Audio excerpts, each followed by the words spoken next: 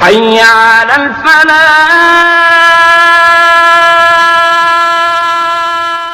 السلام علیکم. میرا ایک سوال یہ ہے کہ قرآن میں آتا ہے وَلَن تَجِدَ لِسُنَّتِ اللَّهِ تَبْدِيلًا.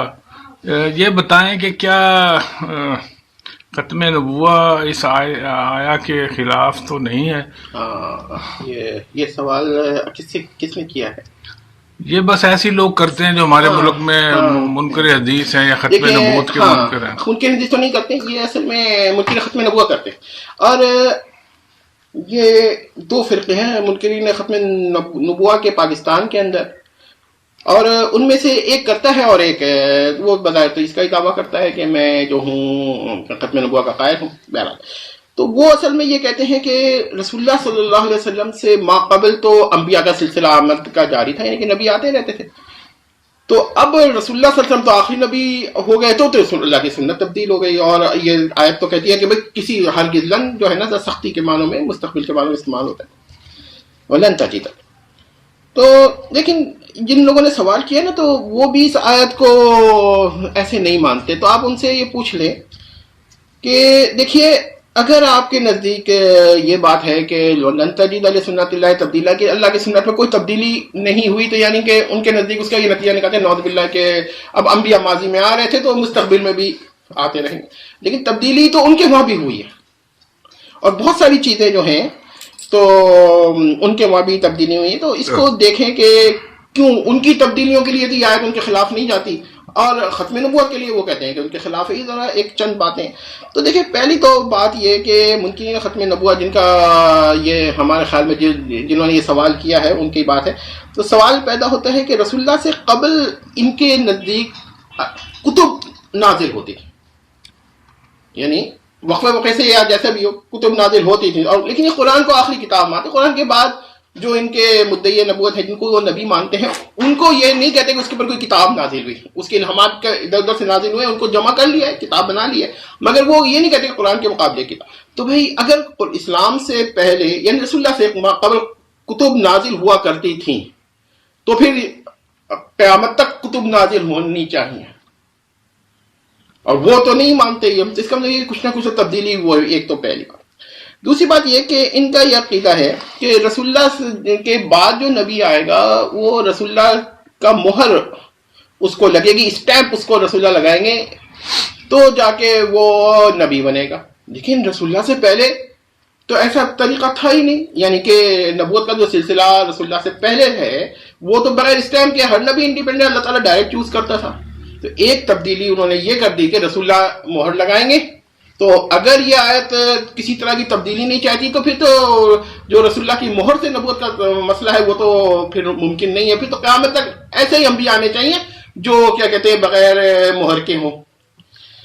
تیسری بات یہ ہے جو یہ بات دیکھیں کہ رسول اللہ سے پہلے کسی بھی نبی کا مثیل اور نظیر نہیں آیا. یعنی ایک نبی جو ہے وہ کہتے ہیں بھائی فلاں کا نظیر مثیل، تو یہ کہتے ہیں کہ بھائی رسول اللہ کے بعد ایک حضرت عیسیٰ کا مثیل آیا ہے، تو یہ بھی تبدیلی ہے. بھائی اب تو پھر مثیل نہیں آتے تھے انبیاء، اگر ایسے ہی آنے کا سلسلہ یاد باللہ ہو تو کوئی نبی کسی کا مثیل نہ ہو، ایسے ہی سلسلہ جاری رہے. تو یہ بات خود ان کے وہاں بھی ہے کہ یہ تبدیلی اس طرح کی وہ بھی کوئی نہ کوئی تبدیلی وہ بھی مانتے ہیں. تو یہ بھی آپ دیکھ لیں. اس کے بعد ان لوگوں کا یہ بھی عقیدہ ہے کہ رسول اللہ کی جو شریعت ہے نا وہ آخری شریعت ہے. اب کوئی اچھا جی ہمارے نزدیک شریعت سے رسول اللہ کی ختم نبوت زیادہ اہم ہے یہ پوائنٹ بھی، کیونکہ رسول اللہ کی ختم نبوت سے شریعت میں اہمیت پیدا ہوتی ہے. شریعت سے رسول اللہ میں کوئی مطلب یہ کہ رسول اللہ زیادہ اہم شریعت سے، لیکن بہرحال ہر آدمی کا اپنا عقیدہ ہوتا ہے. تو اب آپ یہ دیکھیں کہ وہ کہتے ہیں رسول اللہ کی جو شریعت ہے نا وہ آخری ہے. تو اس سے پہلے تو شرائع کے نازل ہونے کا سلسلہ جاری تھا. ایک شریعت ختم ہوتی تھی، اس کے بعد دوسری شریعت آ جاتی تھی، وہ کچھ عرصے چلتی تھی، پھر تیسری شریعت. تو پھر قاعدے سے تو یہ ہونا چاہیے کہ قیامت تک شرائع جاری رہے، ایک شریعت ختم ہو دوسری شریعت آئے، دوسری شریعت. اور رسول اللہ کی شریعت بھی، اور اس پہ میں یاد آیا کہ اکبر بادشاہ جو تھا نا وہ الفی عقائد کا تھا کہ 1000 سال تک جو ہے وہ شریعت محمدیہ رہی ہے، اس کے بعد ختم ہو گئی ہے. تو پھر کبھی نہ کبھی تو شریعت محمدیہ کو بھی ختم، رسول اللہ کی شریعت کو بھی ختم ہو جانا چاہیے اور پھر ایک نئی شریعت آنی چاہیے. تو یہ تو نہیں ہے ہمارا اسلام نے، اور وہ بھی نہیں مانتے. تو معلوم یہ ہوا کہ وہ بھی کسی درجے میں نا یہ تبدیلی کچھ نہ کچھ وہ لوگ مانتے ہیں. تو بات یہ کہ جب وہ اپنے لیے تبدیلی گنجائش نکالتے ہیں, ختم نبوت کے لیے وہ تبدیلی گنجائش نہیں نکال رہے, یعنی آخری نبی رسول اللہ کو نہیں مان رہے, یہ استدلال ان کا, وہ بھی جانتے ہوں گے کہ شاید کہ یہ استدلال جو ہے نا وہ ہے کہ ٹھیک نہیں ہے. پھر ایک بات یہ کہ وہ رسول اللہ کو اسی بنیاد پر آخری صاحب شریعت یعنی شریعت والا رسول مانتے ہیں, آخری شریعت والا رسول. اور آخری شریعت والا جو رسول مانتے ہیں تو اس کا مطلب یہ نکلا کہ اب کوئی نبی آئے, رسول آئے, مگر وہ شریعت والا نہیں ہوگا. تو پھر اس کا مطلب آخری شریعت والا رسول وہ مان رہے ہیں نا, تو رسول اللہ سے پہلے تو شریعت والے رسول بھی آتے رہتے تھے, تو لن تجد لسنت, اگر اس کا یہی معنی ہو تو پھر رسول اللہ کے بعد بھی شریعت والے رسول آنے چاہیے, اور یہاں تک آ کے قیامت تک یہی سلسلہ چلنا چاہیے. تو دیکھیں کہ استدلال جب وہ کرتے ہو نا تو ان کو خود سوچنا چاہیے کہ استدلال کیا کر رہے ہیں اور کیا معنی لے رہے ہیں. تو صرف ختم نبوت ہی ان کے نزدیک اللہ کی سنت کو تبدیل کر رہا ہے, اتنے پوائنٹس ہیں اور وہ تبدیل نہیں کر رہے.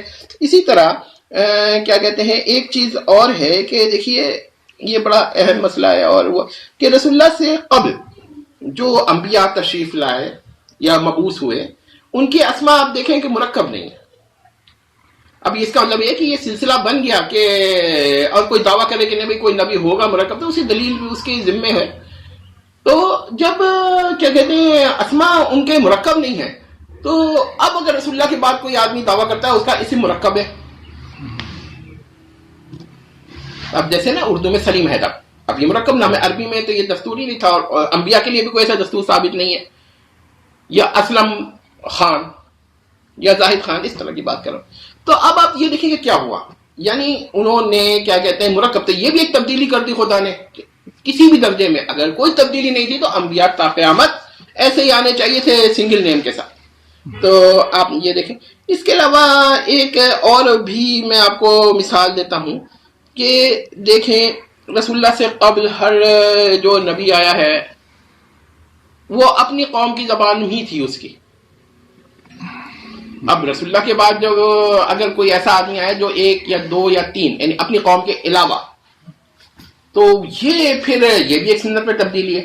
تو بات یہ کہنے کی ہے کہ آدمی جب استدلال کرتا ہے نا تو پہلے وہ خود تو دیکھ لے کہ بھائی میں.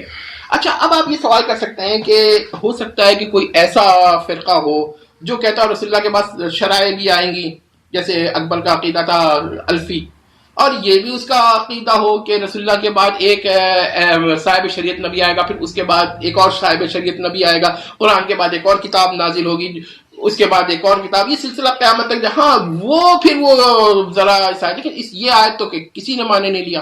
پھر ایسے شخص کو تو ہم یہ جواب دیں گے کہ اچھا بھائی سنت تو یہ ہے کہ دنیا چلتی رہے, تو قیامت آئے گی تو سنت تبدیل ہو گئی, تو وہ اس سے تو الگ بحث ہو کریں گے. لیکن یہ جو کرتے ہیں استدلال, ان کو بھی اندازہ ہے کہ یہ استدلال نہیں کرنا چاہیے. تو میرا خیال ہے کہ اس میں کوئی اور ایسی بات نہیں ہے جو وہ ہو. تو اس کے بارے میں ایک بات میں اور کہہ دوں کہ استدلال کرنے سے قبل یہ ضرور دیکھ لینا چاہیے آدمی کو کہ کہیں وہ استدلال خود اس کے خلاف تو نہیں جا رہا. تو وہ اگر اپنے آپ کو جس طرح بچا سکتا ہے تو دوسرا بھی اسی طرح بچا سکتا ہے. یہ کوئی ایسا, تو امید کرتا ہوں کہ یہ سوال کا جو جواب ہے کچھ لوگ سیٹسفائی ہو گئے.